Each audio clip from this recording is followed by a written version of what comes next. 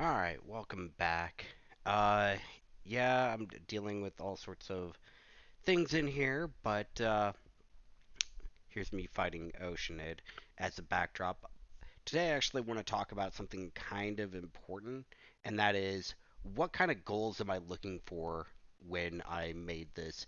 At first, I was like, oh yeah, this will be kind of challenging and so forth, but every kind of challenge has to have an end goal, and I think only HP's end goals uh, are going to be a plethora.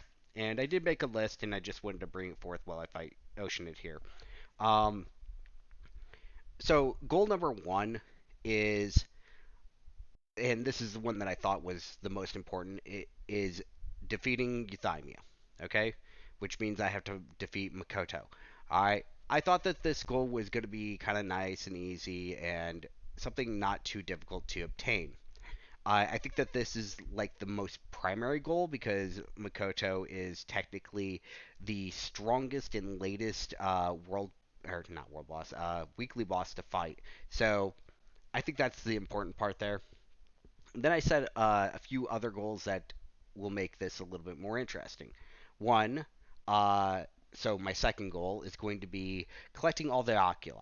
Okay, that means I have to finish like the Chi of Yore. I have to complete like Tartasuna, um, do enough in Surumi Island, and even do stuff in Narukami Island. So that was a big factor there. Plus, I have to raise my rank high enough so I can get through the barriers to get some of these oculi. So it requires me to play more and actually be strong enough to do things. Uh, Another thing is that I want to make sure that I'm able to complete the adventure handbook. I am going to actually skew the rule a little bit on one of the things. Anything that requires me to like equip four-piece sets of stuff that is like such rank higher. I think there's one currently in the handbook. It's like a four-piece set of a four-star. Under the normal rules, I wouldn't be able to follow that. So I'm gonna say that I have to use it with uh, the tenacity of the Millilith set, but I cannot actually use it in battle. Okay, just simply to make it a lot easier for this setup. Okay. I also do have another rule that I have to reach at a minimum of adventure rank 45. I thought about doing 50, but then I realized how time consuming that would be, how long it could take, and building up characters to be able to take on that content is rather troublesome. Okay, I say 45, it's also going to make life easier for completing the adventure handbook. Okay. Additionally, the main DPS has to reach level 80, and the three support units, whether they are sub DPS, healer, shielder, whatever you like to call them, they have to get to level 70 with breaking the uh, cap or whatever you like to call it, the block that they put in there. Um, and then the last thing is I have to get a total of, I believe it's like 12 characters. Okay. That is kind of a weird goal of mine, but it also drives me to keep playing until I can actually get that many characters. Okay. Right now, I am really lacking in the character department. But I think I'm like too short of that goal. So, me pulling enough characters for that goal should be pretty simple.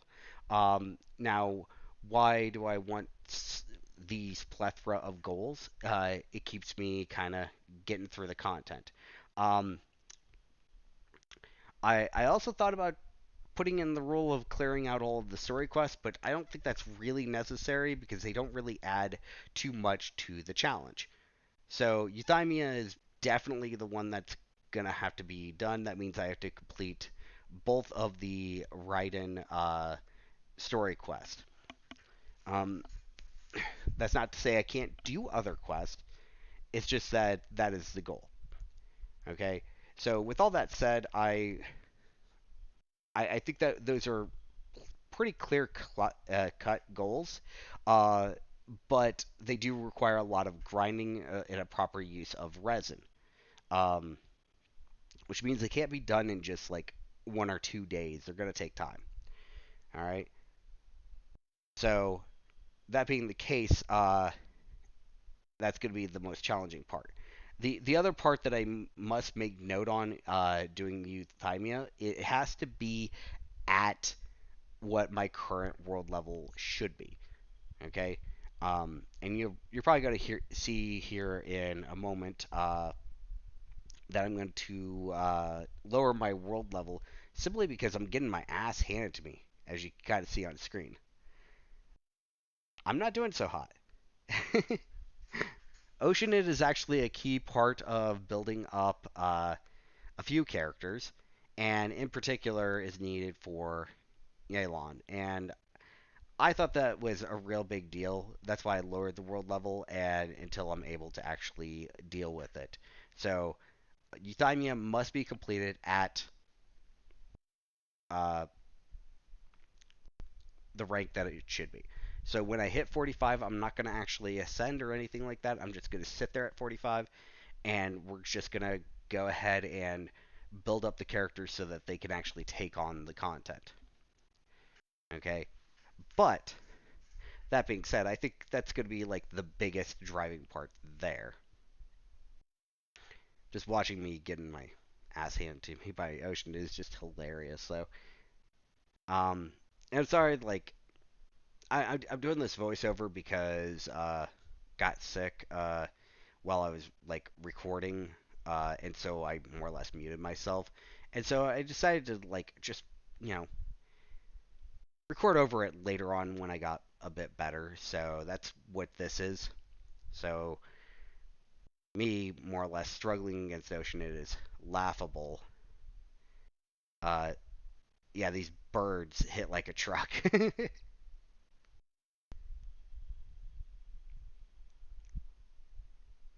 Me over here trying to revive people, make sure that they live.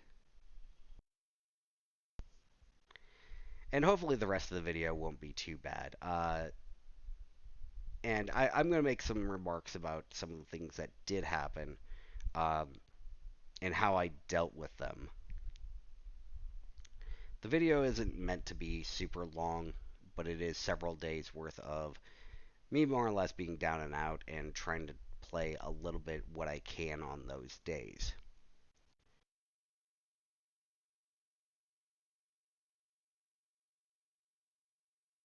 Okay, so that's finally done. Yay. It switched so Lisa didn't die again. Alright, so here I go to lower the world level. And like I said, it was because I was getting my ass handed to me by Oceanid as well as the Ruined Serpent, just to make things a little bit faster. So, and this was more or less a response to what happened in the last video when I jumped 2 world ranks at once. I went from world rank 3 to 5 once I completed the upgrade quest, and yeah. So things should be a little bit easier from here on out. So finally made our butts to Sarumi Island and doing all that. Taking it on Senora for the first time, just seeing how well it went. Nice long battle. This is gonna take a few minutes. I decided to record the entire thing just to see, like, as some of the more challenging content, how I fared against it. Uh, Even though I am 1 world level below uh, what I should be at, me taking the time to actually fight Senora, eh, it was troublesome. And the entire reason why I ignored the butterflies here is so that I could uh, obtain the uh, achievement for doing it just using pyro. So this is going to take a moment. It'd be so much faster if I would have just done it the normal way.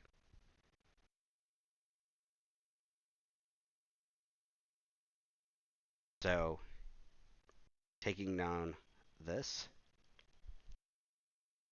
on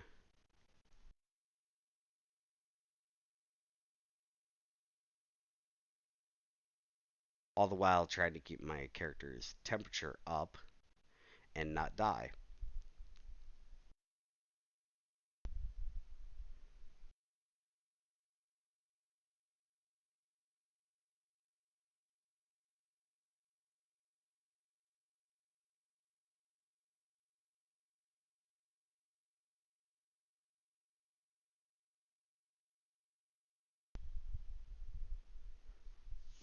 I'll get there in a moment.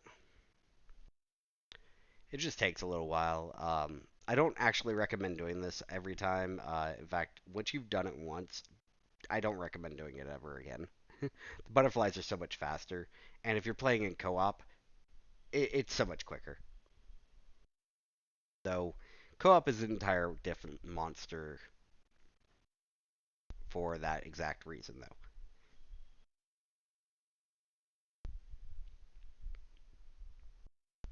All right, moving to phase two.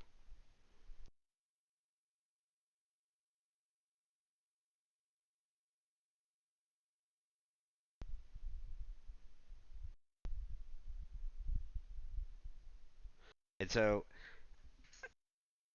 I'll be honest with you, I always thought this boss battle was a little weird.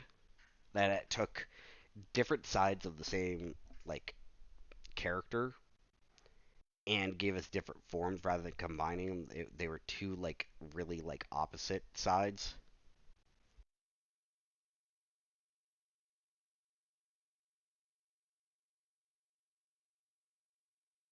The battle is honestly drawn out way too much, simply because, again, this would be so much faster if my characters were fully leveled up, where talents were upgraded, and so forth.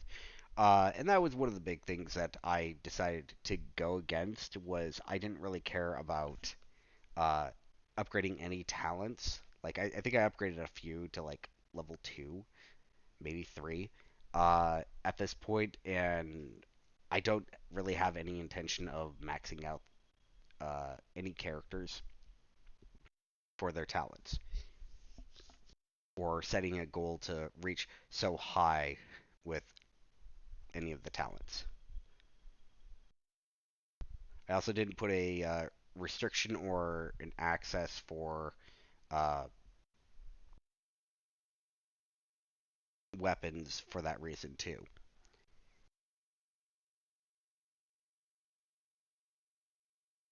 Did make the challenge a little bit more flexible, but I've also learned a lot while I was doing this, including that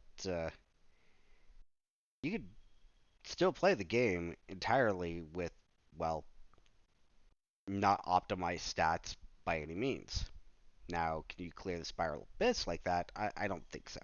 And that's the reason why I also didn't put the Spiral Abyss on this list. Because I don't think the Spiral Abyss was really all that feasible, even though the Adventurer's Handbook does request that you do play the Spiral Abyss. And that was part of the reason why I wanted enough characters to be able to complete the Adventurer's Handbook. And with that, it is over. And then we move pretty much straight into Raiden.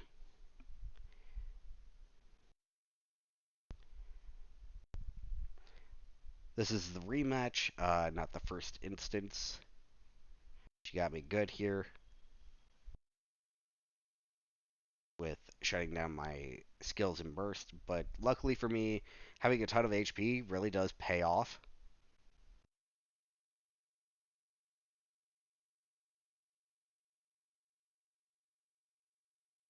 I'm just waiting for the stuff to wear off, or should I say, cutscene.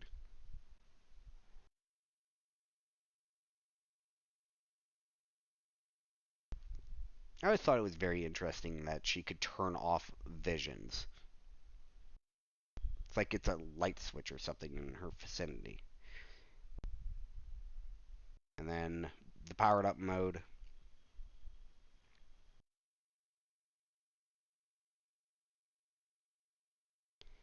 Again, this won't take very long. They don't actually intend for me to kill her. They just want me to have a good fight, as they would put it.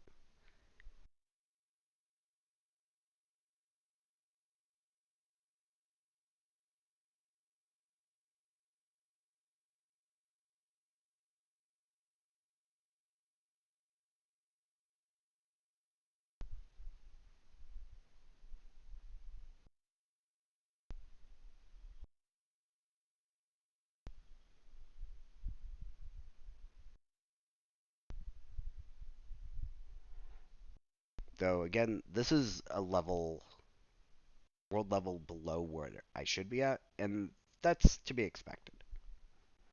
I think if it was at level, I would struggle immensely, like I did with the first round of fighting her. Alright, and with that, we're done. Upgrading some weapons, trying to make sure that I have them a bit more optimized so I could deal a little bit more damage and have a bit more HP. With also getting some refinement done on weapons where I think it would most benefit me.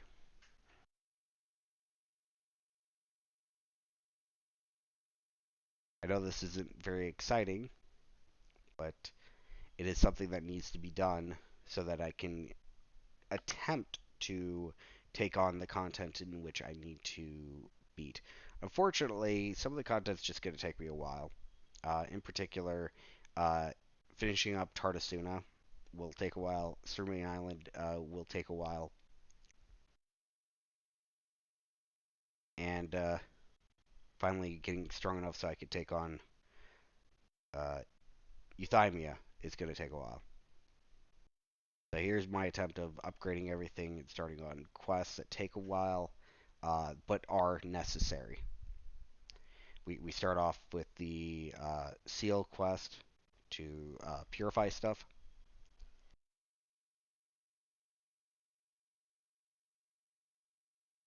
all the while keeping on top of everything to make sure we have the best advantage against everything we face.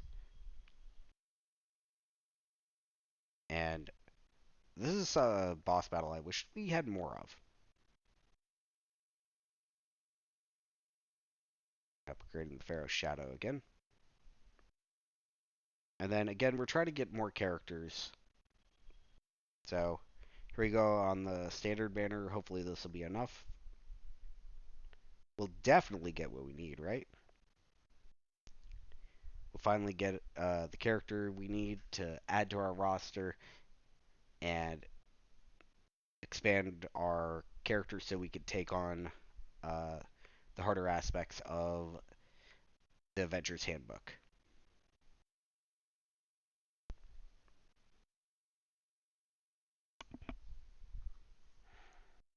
Hey, look, a Goro.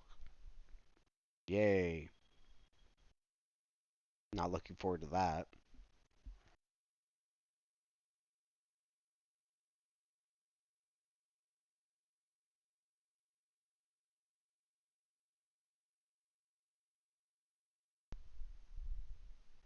I think the goal here is to try to get a Chung Yun. That way, we have somebody who can give us more applications in possibly a freeze team.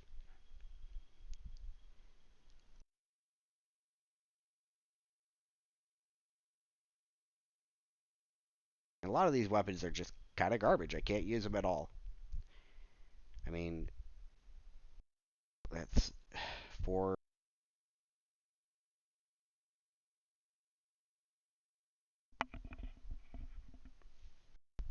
um that great sword would have been better if it would have been the bell. But yeah, every black tassel, every uh, thrilling tales of dragon slayers are good.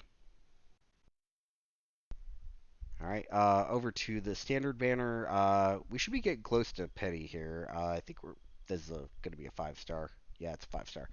Um, so 5 stars aren't all that useful unless they're characters, and the characters that we could use are probably like Chi Chi would be really good, And that is not the 5 star we wanted to see because that is completely worthless.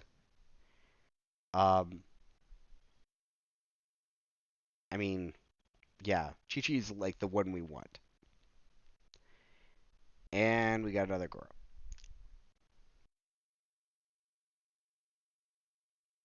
And the reason why I say Chi Chi is because she can apply cryo, which means we can actually freeze while we heal uh, on like Yelan. And because I have bad taste in my mouth, I'm gonna go ahead and we're gonna go ahead and wish for uh, something on the standard banner. Again, Chung Yun is the goal. Okay, another 4 star. Again, Thrilly Tales of Dragon Slayers is not bad. We want Pharaoh's Shadow and Black Tassels, so those are the weapons that come off the banners that are good. And another Goro. Well, at least we're getting some of the 3 star weapons we can use, but that's not very good. Alright, well, that means Goro, I believe, is C2. That means we pulled him 3 times. And eventually we'll work on leveling him up a little bit, but not now. And that's going to wrap this up. Uh, so, thanks for watching, and hopefully my next video will be a little bit more exciting, more of a commentary while I actually play.